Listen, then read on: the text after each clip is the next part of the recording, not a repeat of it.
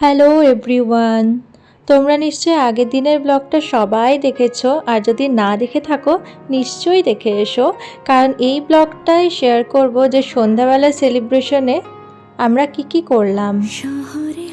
তো এই যে আমি রেডি হচ্ছি, আর আজকে যাব অরণ্য রিসর্টে, ওখানেই মাকে সারপ্রাইজ দেব। মায়ের সঙ্গে ম্যাচিং করে পরবো বলে এই শাড়িটা পরে নিয়েছি, আর শাড়িটা বেশ গর্জিয়াস ছিল, তাই ওর জন্য আমি কোনো জুয়েলারি পরিনি। আমার নানা যাবে না, কারণ নানার রেস্টুরেন্টের খাবার একদমই খেতে পারে না, একদম পছন্দও করে না।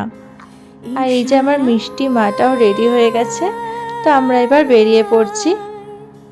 প্রথমে আমরা এখন যাব মিয়মরে। মিয়মর থেকে আমরা কেক নিয়ে তারপর ওখানে যাব।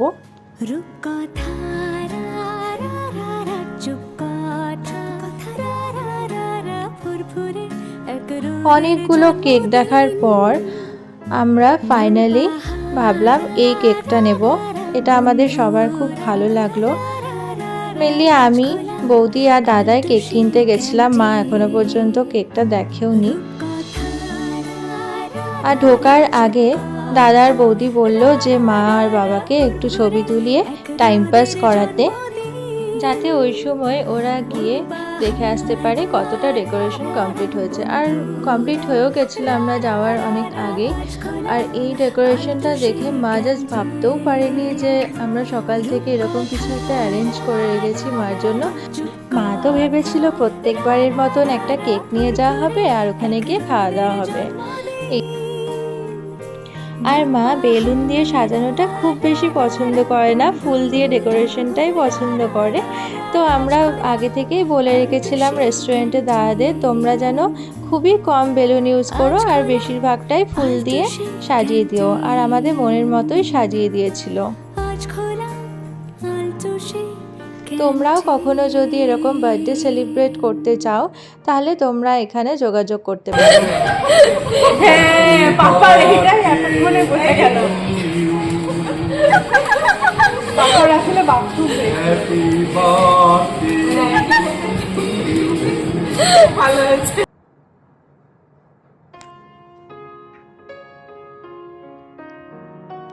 আমরা তো 5 জনই গেছিলাম, তো ওই জন্য ভাবলাম রেস্টুরেন্টের দাদারা এত সুন্দর করে পুরোটা অ্যারেঞ্জ করেছে, তো ওনাদেরকেও একটু কেক দেওয়া উচিত। দাদা আর বৌদি সুন্দর করে কেকগুলোকে কেটে ওনাদেরকে বাকিটা দিয়ে দিল।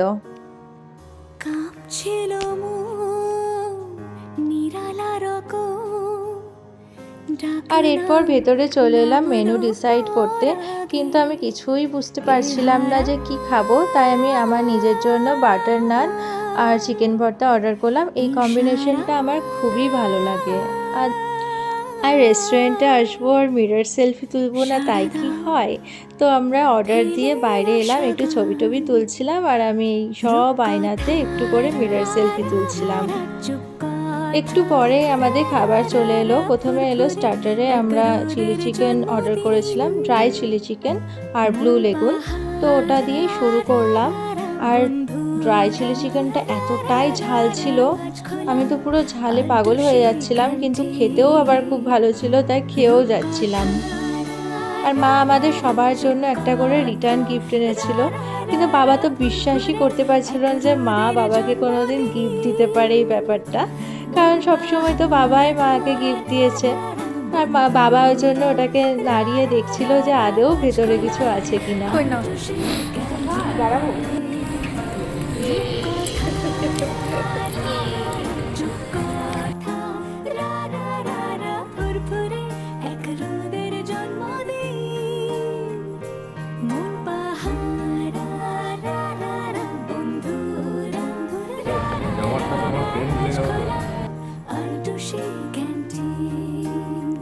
একটু অপেক্ষার পরে আমাদের বাকি খাবার দাবার চলে এসছে, আর আমরা অনেক খাবার অর্ডার করেছিলাম, যার যেটা পছন্দ সেটাই অর্ডার করেছিলাম, মায়ের বার্থডে বলে কথা।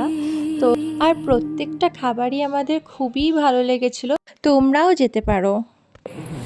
আর আমি সবার থেকে একটু করে ট্রাই করলাম। কেমন লাগলো মা আজকের দিনটা? খুব সুন্দর লাগলো। তোমাদের আয়োজন, তোমাদের অ্যারেঞ্জমেন্ট খুব সুন্দর। খাওয়া দাওয়া তো শেষ, এবার আমরা বাড়ি ফিরছি। আর আজকে মার সারাদিন এত ভালো কাটলো, এত ভালো করে সব কিছু অ্যারেঞ্জ করতে পারলাম আর মাকে খুশি করতে পারলাম, এই ব্যাপারটা ভেবে খুবই ভালো লাগছিল। তাহলে অন্য কোনো সুন্দর ব্লগে দেখা হবে। আজকে টাটা, বাই।